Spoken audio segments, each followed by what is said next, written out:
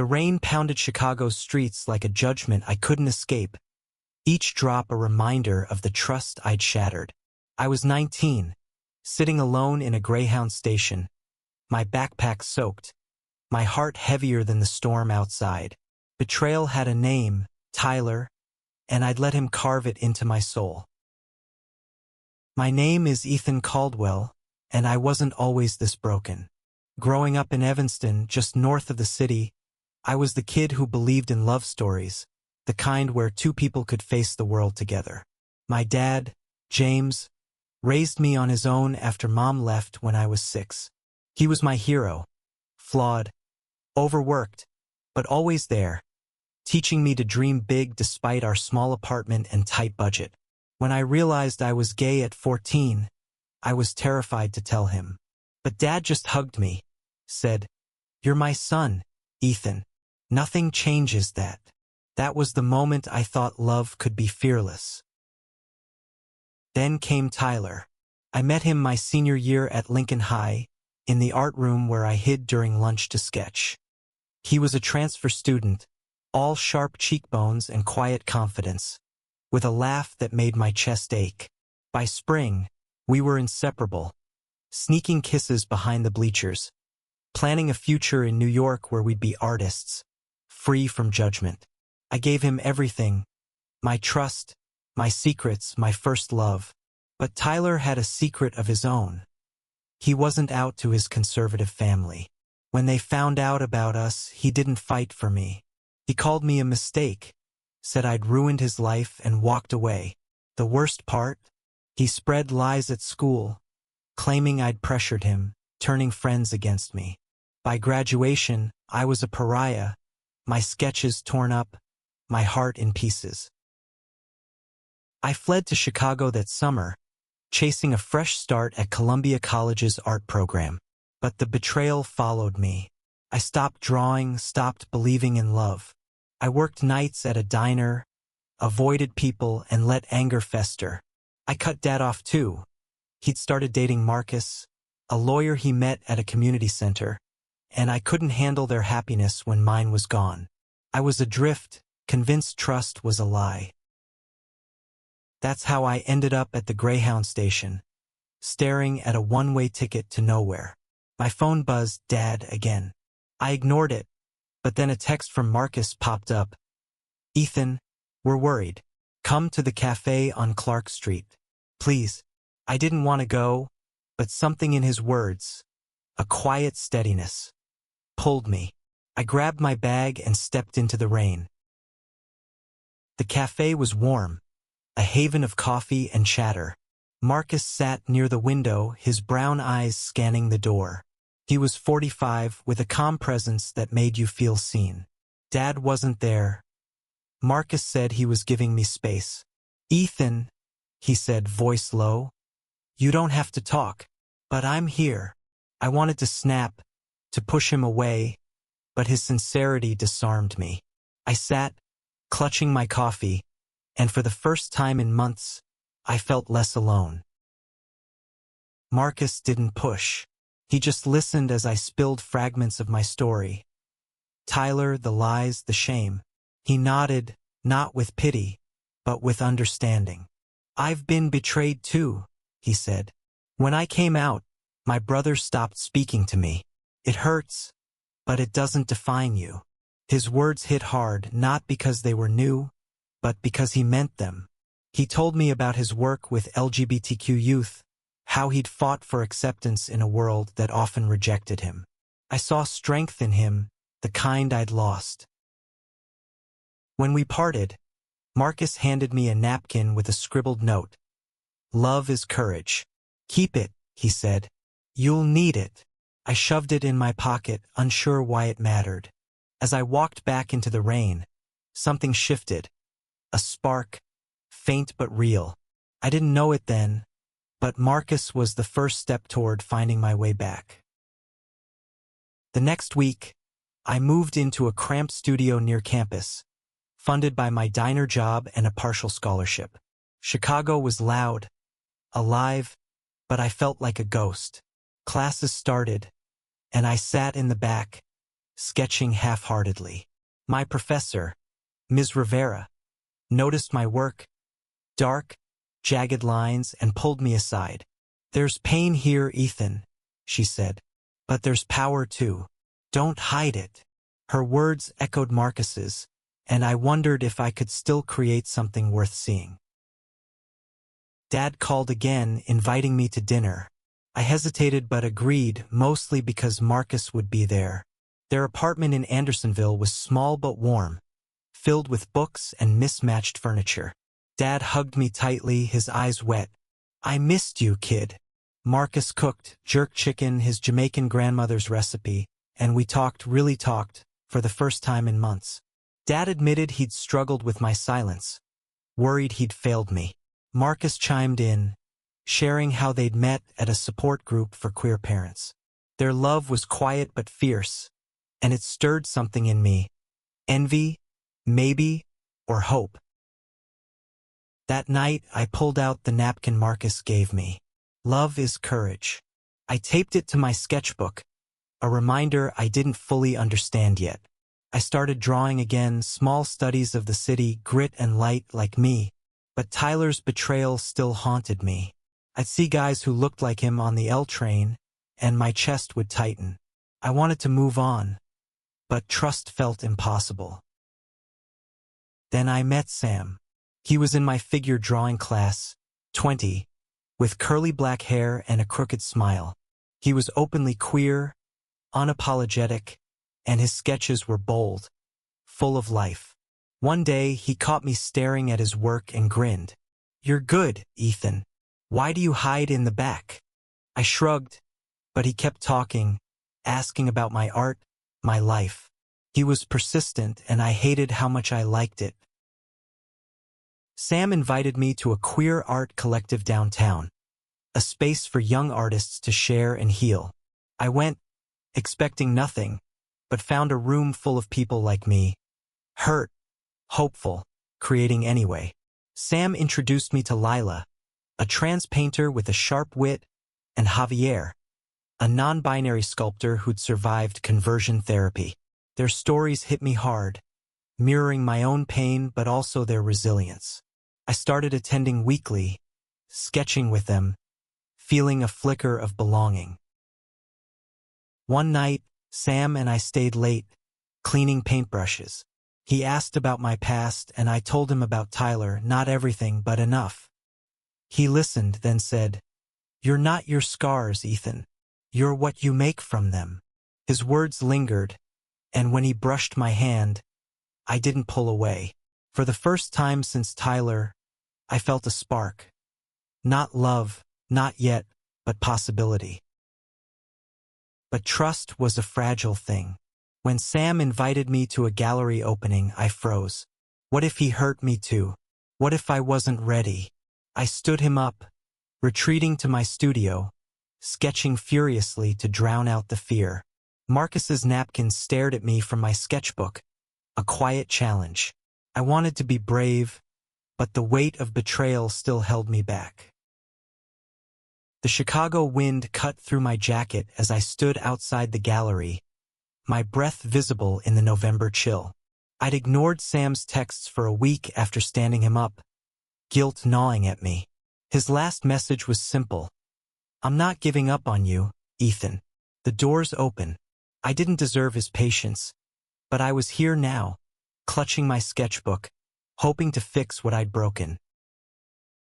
Inside, the gallery buzzed with color and voices.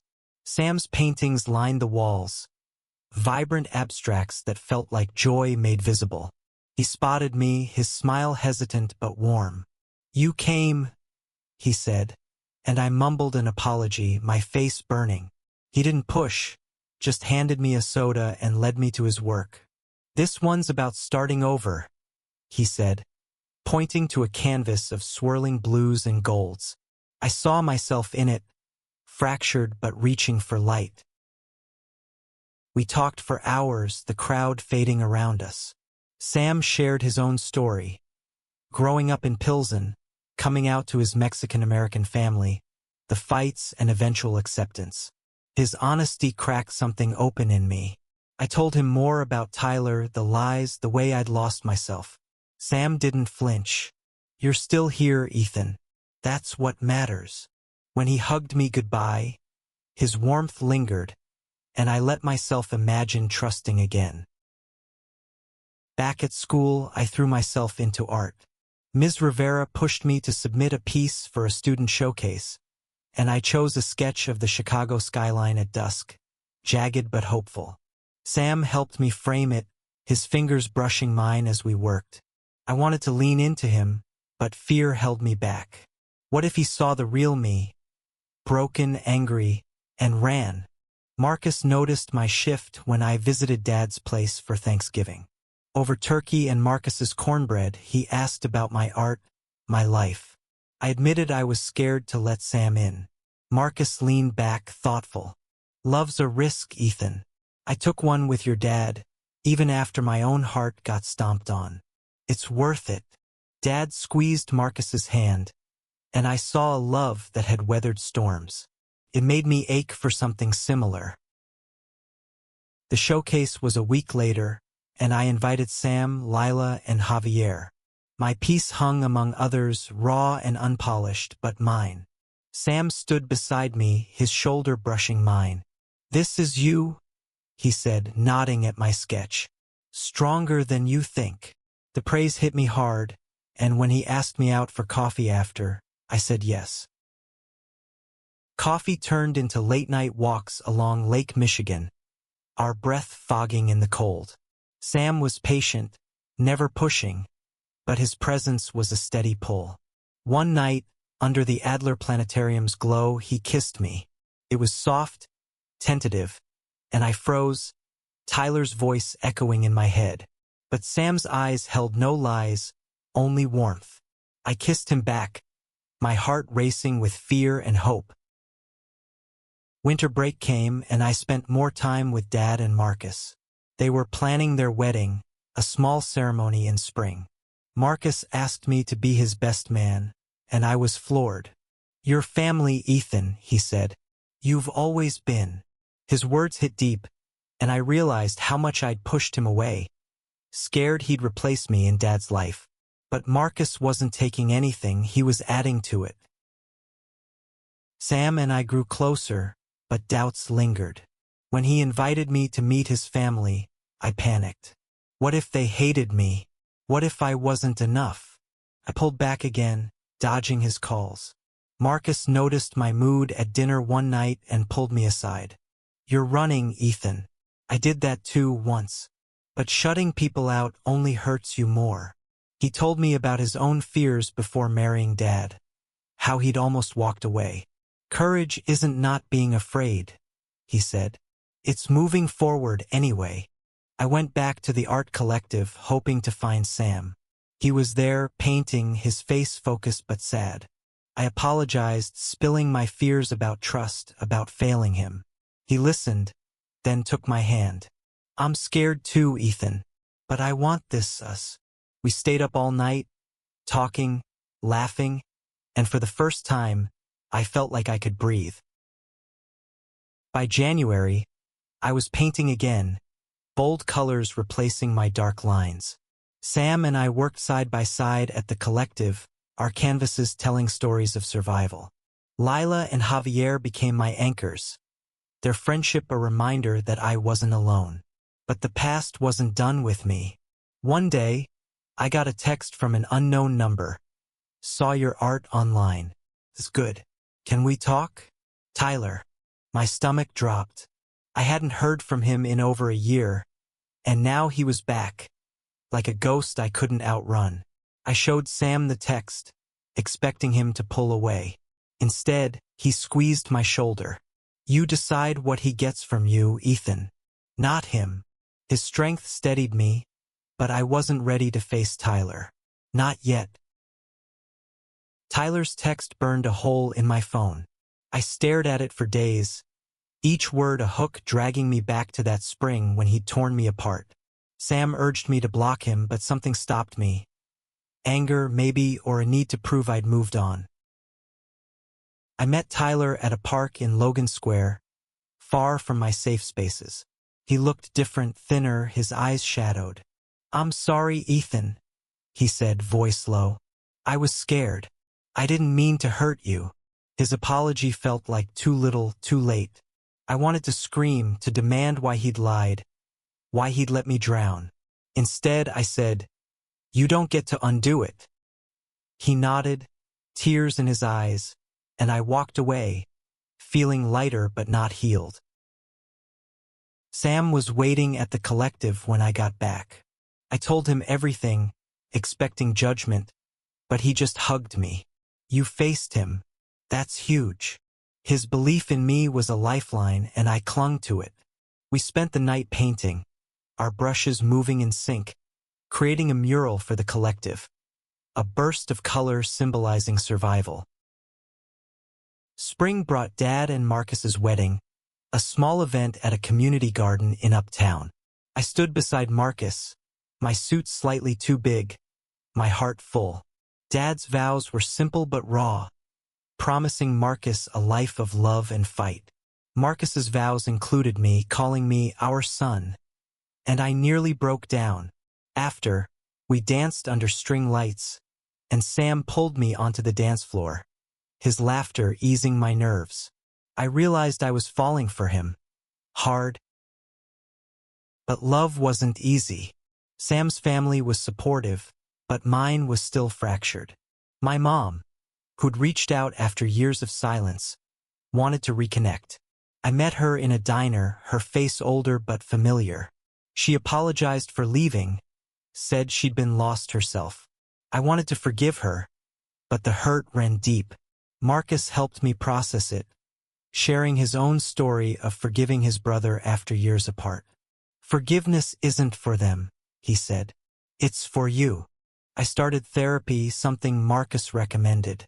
My therapist, Dr. Chun, helped me untangle my anger, my fear of trust. I told her about Sam, how he made me feel safe but also terrified. She said, "Love is a choice, Ethan. You get to decide who's worth it." Her words echoed Marcus's, and I began to see a pattern. People who believed in me even when I didn't. Sam and I hit a rough patch in April.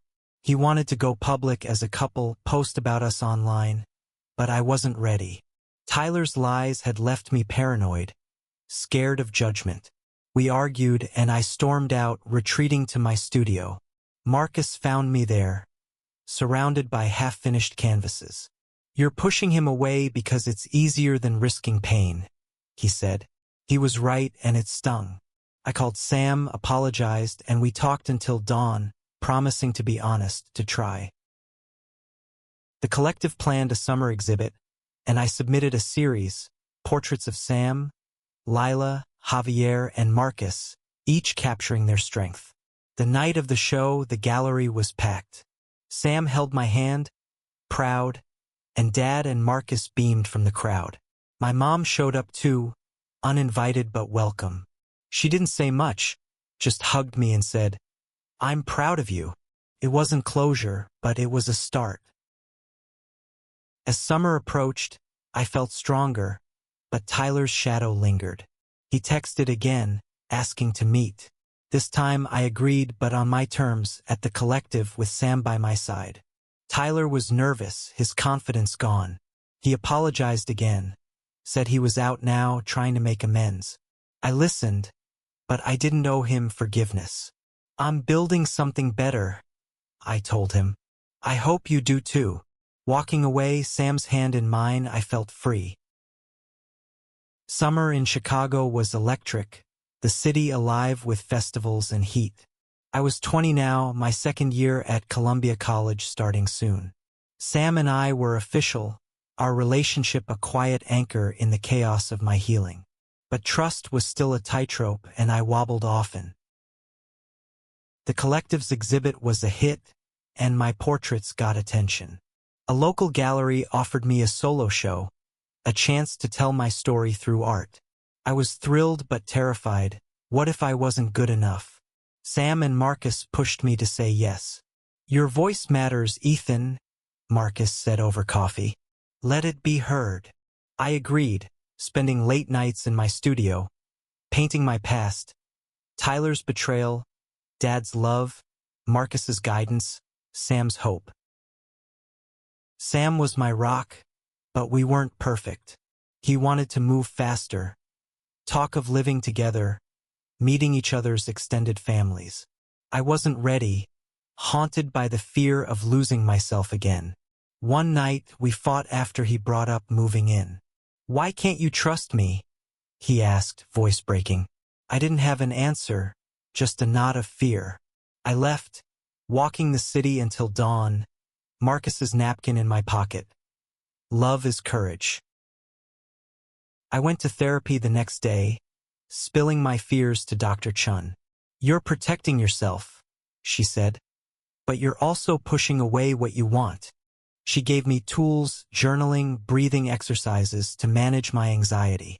I started writing letters to Tyler, not to send, but to release him. It helped slowly. Marcus invited me to a youth center where he volunteered, helping queer teens navigate their identities.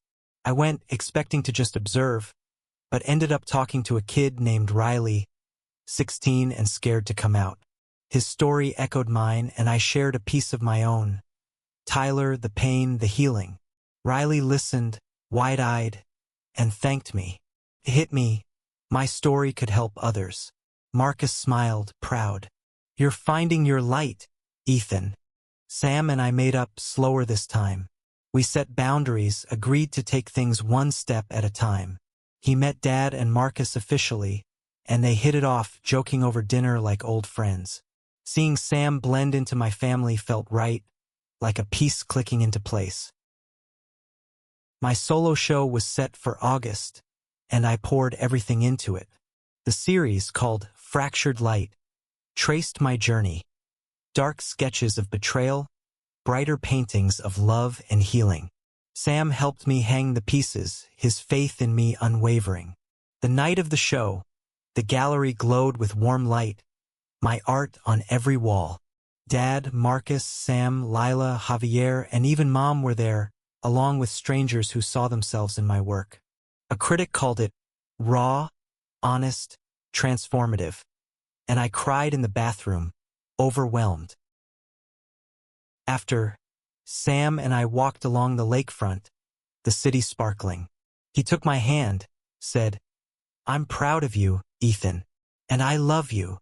The words hit like a wave. I hadn't heard them since Tyler, and they scared me. But looking at Sam, his eyes steady, I said it back. "I love you too." It was true, and it felt like freedom. But life wasn't a straight line. Mom wanted to be part of my life, but her presence stirred old wounds. I met her again, this time with Marcus there for support. She talked about her regrets, her own struggles with identity. I listened, trying to forgive, but it was hard. Marcus reminded me, "You don't have to rush. Healing takes time." As summer ended, I felt a shift. I was still scared, still scarred, but I was building something new. A life where love wasn't a risk but a strength. Sam, Marcus, and my art were my anchors, pulling me toward light I'd thought I'd lost forever. Fall swept into Chicago, leaves crunching underfoot as I walked to campus. My solo show had changed me. People saw my art, saw me, and it gave me courage I hadn't known I had. Sam and I were stronger, navigating our relationship with care. But the past wasn't done testing me. A professor connected me with a community art project, painting a mural in Bronzeville to celebrate queer resilience. I worked with Lila and Javier, our brushes turning a blank wall into a vibrant story of love and survival. One day, a teen from Marcus's youth center joined us. Riley, the kid I'd met. He painted with us, shy but determined, and I saw myself in him, scared but reaching for more. Marcus stopped by, his pride quiet but clear. "You're giving back, Ethan," he said. "That's how you heal." Sam and I hit a milestone in October. We spent our first weekend away, a cabin in Wisconsin. It was just us, a fireplace, and endless talks. I told him about my fears, my hope, my love for him. He listened, then kissed me, promising to stay. For the first time, I believed him. But Mom's presence kept stirring things. She invited me to her place in Oak Park, a small house she shared with her partner, Claire. I went, nervous, with Sam for support. Mom was trying, cooking my favorite pasta, asking about my art, but the gap between us felt vast. Claire was kind, a quiet woman who loved books, and I saw why Mom chose her. Still, forgiving Mom felt like betraying the kid I'd been, abandoned at 6. I told her I needed time, and she nodded, tears in her eyes. Back in Chicago, I leaned on Marcus. He and Dad were navigating married life, their love a steady hum. Marcus shared more about his past, losing friends to rejection, fighting for his place as a black gay man. "You don't have to forgive your mom," he said, "but don't let her hold you back." His words stuck, and I started journaling about Mom, untangling love from pain. The mural was finished by November, a burst of color unveiled to cheers. Riley hugged me, saying, "You made me feel seen." I realized my art wasn't just for me. It was for kids like him, like I'd been. Sam squeezed my hand, whispering, "You're incredible." That night, we made love for the first time, and it was gentle, real, nothing like the rushed desperation of my past. I felt whole. But Tyler's ghost returned. He emailed me, asking for a final meeting, saying he was moving away. I didn't want to go, but Dr. Chun urged me to find closure. I met him at a coffee shop, Sam waiting outside. Tyler was different, calmer, humbled. He apologized again, admitting his cowardice, his shame. "I loved you, Ethan," he said. "I just didn't know how." I didn't forgive him, not fully, but I thanked him for the truth. Walking out, I felt lighter, like I'd shed a weight. Christmas came, and I spent it with Dad, Marcus, and Sam. We cooked, laughed, and swapped stories. Marcus gave me a sketchbook, inscribed with "Keep Shining." I realized he'd been my guide. Not just Dad's husband, but a father to me too. I hugged him, whispering, "Thank you." He just smiled like he'd known all along. As the year ended, I stood on the cusp of something new. My art was growing, my love for Sam deepening, my heart healing. I wasn't fixed, but I was moving forward, step by step, into the light. Winter settled over Chicago, blanketing the city in quiet snow. I was 20, halfway through my second year at Columbia. My life a canvas of scars and new colors. Sam and I were steady, my art was thriving, and Marcus had become my North Star, guiding me through the dark. The youth center became my second home. I volunteered with Marcus, mentoring teens like Riley, sharing my story to help them find theirs. One day, Riley came out to his parents, terrified but brave. They didn't reject him, and he cried in my arms, grateful. I saw my younger self in him, and it healed something deep. Marcus watched, his eyes warm. "You're changing lives, Ethan," he said. I hadn't realized how much I needed to hear that. Sam and I faced our own challenges. He got an internship in New York, a dream opportunity, but it meant 6 months apart. The thought of losing him panicked me, echoes of Tyler's betrayal resurfacing. We talked it out, raw and honest, in our favorite cafe. "I'm not leaving you," Sam said. "We'll make it work." I believed him, and we planned visits, late-night calls, a future together. His strength reminded me of Marcus, steady, unwavering. Mom reached out again, asking to attend my next art show. I hesitated but invited her, wanting to build something, even if small. The show was in February, a collection of new work, bright, bold paintings of love, family, resilience. Mom came with Claire, and for the first time we talked without tension. She admired my art, said she saw Dad in me. I didn't forgive her fully, but I let her in, a little. Marcus hugged me after, whispering, "You're stronger than you know." The show sold 3 pieces, enough to fund a trip to New York with Sam. We walked the High Line, dreaming of a future there, together. He kissed me under a streetlight, and I felt fearless, like I could face anything with him. Back in Chicago, I painted a portrait of Marcus, a thank you for his guidance. At his and Dad's anniversary dinner, I gave it to him. He teared up, saying, "You're my family, Ethan." Dad pulled us both into a hug, and I felt whole. By spring, I was planning my final project for school, a mural at the youth center, inspired by Marcus's napkin. Love is courage. Riley and other teens helped, their laughter filling the space. Sam came too, his internship done, our bond stronger for it. The mural was unveiled in April, a burst of color showing intertwined hands, diverse faces, and a rising sun. The kids cheered, and Marcus spoke, his voice steady. "This is what love looks like, brave, beautiful, unbroken." That night, Sam and I sat by Lake Michigan, the city glowing. I told him about my journey, losing faith, finding it again through art, family, him. He kissed me, said, "You're my home, Ethan." I realized I'd found mine too, not just in him but in myself. The mural became a symbol, not just for me but for the community. Strangers took photos, shared stories. Riley got into art school and I mentored him, passing on what Marcus gave me. Mom and I kept talking, slow steps toward something new. Dad and Marcus were my rocks, their love a blueprint for my own.